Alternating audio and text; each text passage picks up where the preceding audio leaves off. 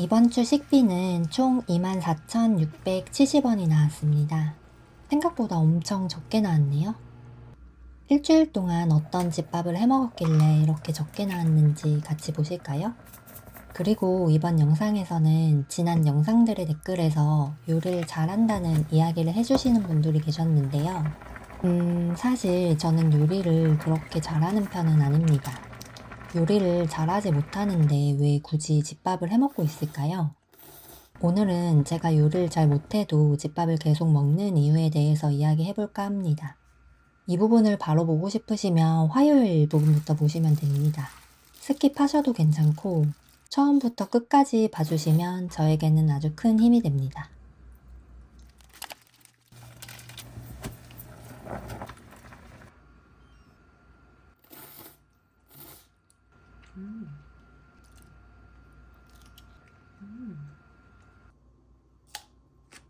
여러분, 냉장고 보이십니까? 제대로 저번 주에 냉털해서 마트에 장을 보러 가려고요. 진짜 싹싹 털었습니다.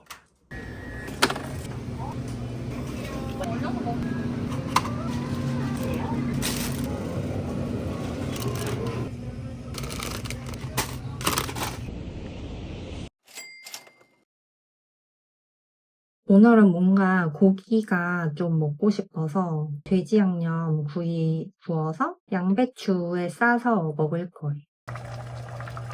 남은 거는 일단 이건 나중에 이제 하려고 통으로 보관을 하고, 이거는 이렇게 썰어놨어요.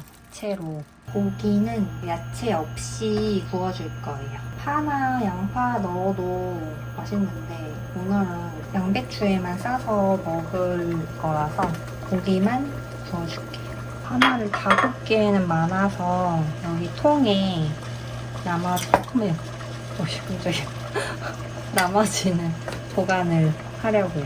수요일쯤? 그때 다시 먹으면 맛있을 것 같아요. 양이 많으니까 일부는 쫄면 할 때 쓰거나 콩나물국은 한 이틀 정도 먹을 분량만 끓여주려고요. 마늘 넣고, 파는 나중에 시장 가서 사려고 일단 오늘은 안 샀고요. 그냥 파 없어도 괜찮아요. 마늘만 넣어도.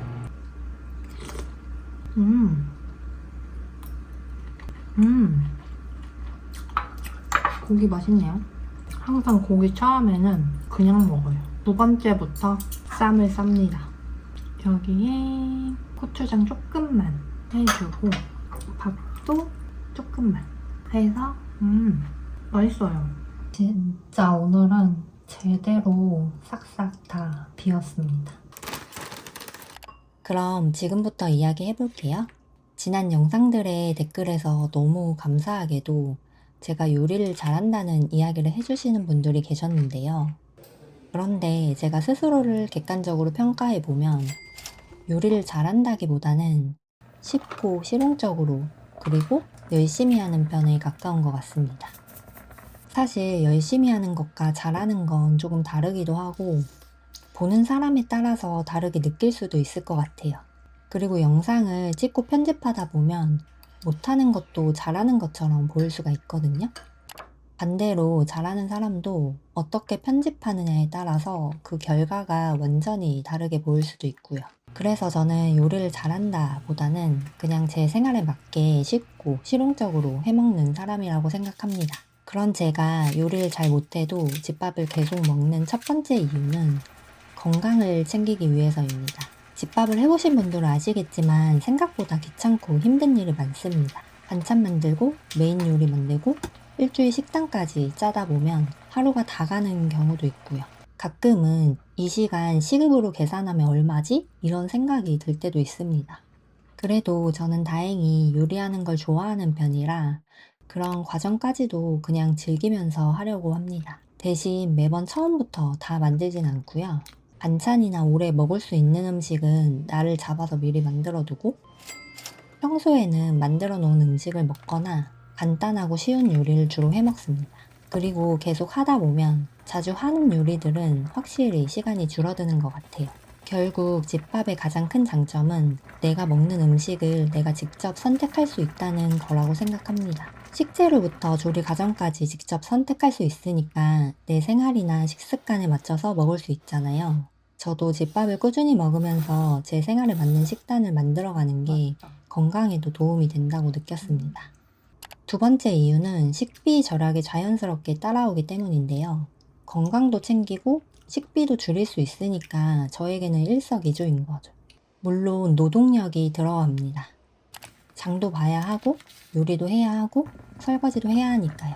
그런데 저는 이 시간을 그냥 귀찮은 집안일이라고 생각하기보다는 생활하면서 자연스럽게 움직이는 시간이라고 생각하려고 합니다. 장 보러 갈 때는 식재료 구경하면서 걷고 요리하면서 계속 움직이고 설거지까지 하고 나면 생각보다 꽤 움직이게 되거든요. 물론 이것만으로 운동을 대신할 수 있다는 이야기는 아니고요. 그냥 따로 시간을 내서 해야 하는 일이라고 생각하기보다는 생활 속에서 자연스럽게 움직이는 시간이라고 생각하면 조금 덜 귀찮게 느껴지는 것 같아요. 그리고 그렇게 아낀 식비를 저축하거나 주식을 모으거나 나를 위한 투자에 사용할 수 있다는 것도 너무 좋고요. 그렇다고 먹고 싶은 걸 무조건 참는 것도 아닙니다. 오히려 직접 만들어 먹으면 적은 비용으로 내가 먹고 싶은 음식을 꽤 맛있게 만들어 먹을 수 있다고 생각합니다.